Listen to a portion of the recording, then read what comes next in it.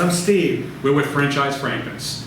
And today what we'd like to discuss are some basic questions that we feel are very important to ask of a franchisor when you're considering a concept to operate. First one, investment cost. You need to understand, what is it going to cost all in for you to get into the concept and open the doors? All in is the big point here, because we have the forecasted amount that you're going to get from the franchisor that may talk about some of your real estate costs, some of your furnitures and your fixtures and so forth, but there's a lot more costs that aren't covered, from startup capital to maybe inventory, certainly deposits from the electric bill to the lease to so forth and so on. So if you go in undercapitalized thinking it's based solely off of that number, you're going to be in trouble once you get going. It's important to understand when you go to a franchisor and you ask the question about what is it going to cost me, that's a big question and it covers a lot of ground, as you mentioned. And typically you're not going to get a real specific answer. You'll probably get a range of experience cost that the franchisor has had. So they may tell you it's anywhere from $700,000 to $1.2 million to get in. That's great, at least you have a range. You need to know where you're going to fit in that range, and to your point, what is in that range, and more importantly, what's not in that range. Correct, and this is every dime you're going to spend. So we can't discount any aspect of this figure, and we need to research it totally to its nth degree, because if we're going to go to a bank, they're going to want the specifics on the loan and what it's going for and so forth. So it's a big question. And this is not vague and ambiguous. This is clear and concise and takes the research for that full understanding. That's a good point. There's been examples where I've actually looked at one where I've gone to a bank and they said, well, okay, that covers everything. What's the cost of your liquor license? And I didn't know that if the liquor license was actually included, found out it was not, and the liquor license in this case was well over $100,000. Big deal. And I think, again, we're going over the 5 most important questions. So every one of these is important, and that's the big one, because we are going to invest an enormous amount of money. We better know where it's going and how much of it's going to go. Second question, ROI, return on investment. So we've invested a bunch of money. We started up this business. We probably should have figured out how long is it going to take for us to get that money back, put it back in our pocket? And what's a reasonable amount of time to expect? And what's a reasonable amount of money to expect in return? Because you're talking about not only my money, but my time. I could go have a job and I'd be making money, and that money could be making money for me, that I would be invested in the concept. So it's important to know how long before I want to start seeing a return on my investment, and what type of return in dollars that will be. Will the franchisor be able to tell me that? No. And I think that's going to take some research, either going and talking to existing franchisees, or, at some point, I think once you've been fully disclosed and you've gotten your documents and you signed your paperwork, yeah, that information is available to you. But we need to know it before we do that. So really researching the existing franchisees as much as you can, understanding that industry. Because we have a twofold issue. Not only are we looking to get our money back, but if we're in a leased situation, we have time working against us. Because our business is only going to be there through the length of our lease. And if we can't get our money back before this lease ends, we're in deep trouble. So He makes a good point. And in fact, if you're going to speak to the franchisees, you can even go back to question 1 and ask them what their investments were. What was the cost of your build out? When did you build out? And what were the things that they missed, if they missed anything, that you need to be aware of as you go forward? Because that's going to also clue in to your return on the investment. And I see a lot of people do impulse buys on franchises. I cannot stress enough, this is not an impulse buy. This could be the biggest investment you make in your life. You need to research it without emotion, figure out how to get your money back, get all the ins and outs that you can get. Good point.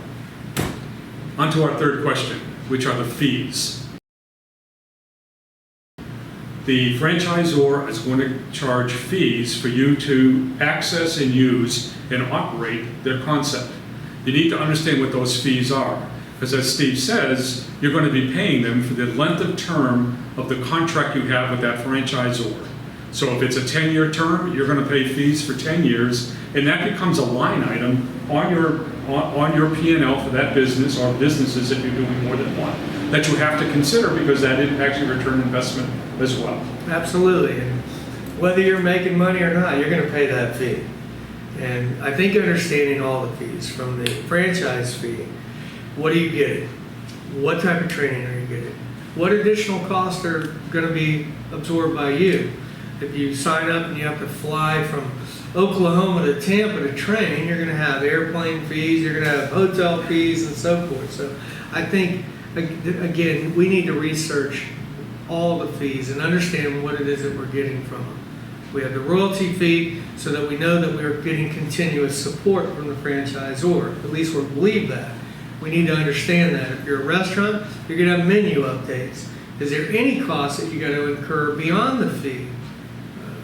POS, the point of sale. We're working off of technology, and our cash registers are now touch screen monitors. Is there going to be re-technology fees? There's so much that goes into this, and we cannot research this enough.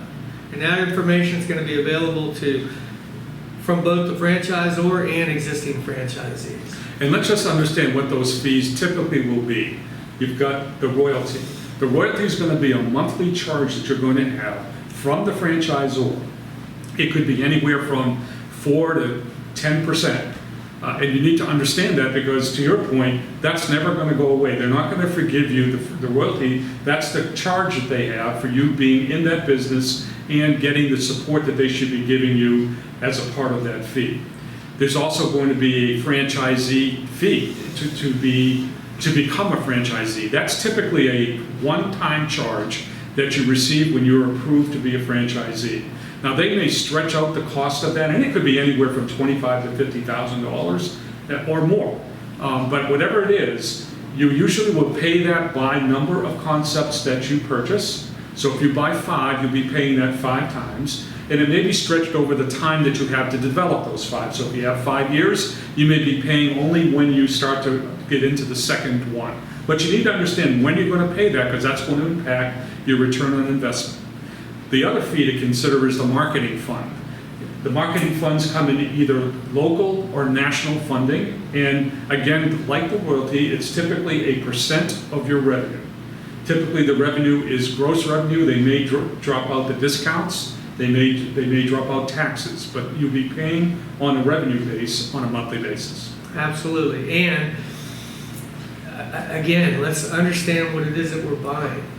If it's a local marketing, because maybe there's not enough population density regarding that franchise, are we getting anything for that? Has there been enough money established in that fund that it's actually bringing us maybe TV or ads or billboards? They're going to take it from you. Whether or not they spend it, they're going to take it. They may help you spend it, but they're going to take it. And again, I can't stress enough, this doesn't come out of profit. This comes out of gross sales, along with the royalty. So if you're doing $100,000 a month and you're on a 5% royalty, that's $5,000 a month that they're going to take from you. Not profit, it's gross sales. So these fees can affect profit if you're in a slow month or what have you, but they're going to take them. So again, I think to your point, knowing what they are, but knowing what you're getting. And I think it's important that you know what it is that you're buying. And that's an important point, because the fees are there for the franchisor to provide you with the support to run the business. That's why you're getting into a franchise situation. You're not creating this on your own. You're going to buy into a franchise because it's already created. It's already got an established market presence. You're going to get support in different areas: marketing, training, operations, real estate, construction, design. You're getting that's paying for that type of support throughout the time that you're in that franchise. So if it's 10 years, you're going to get it for 10 years. So there's real value on these fees. You just understand, to your point, what are they and what am I going to get for value from the fees I'm going to be paying?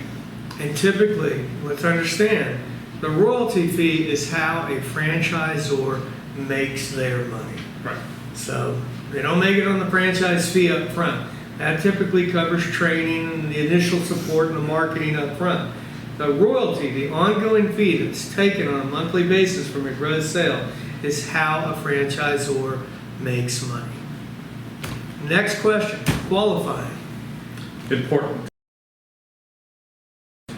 You're going to start spending time and money before you become a franchisee, whether it's travel, whether it's in hotel stays, legal. There's a lot of things you have to do as part of your due diligence to become a franchisee. So the sooner you know if you're qualified, the sooner you know if you want to spend those money and your time to kind of do your due diligence on that concept. So it's important to understand, what are those hurdles? What is the franchisor expecting of me coming in as a potential franchisee?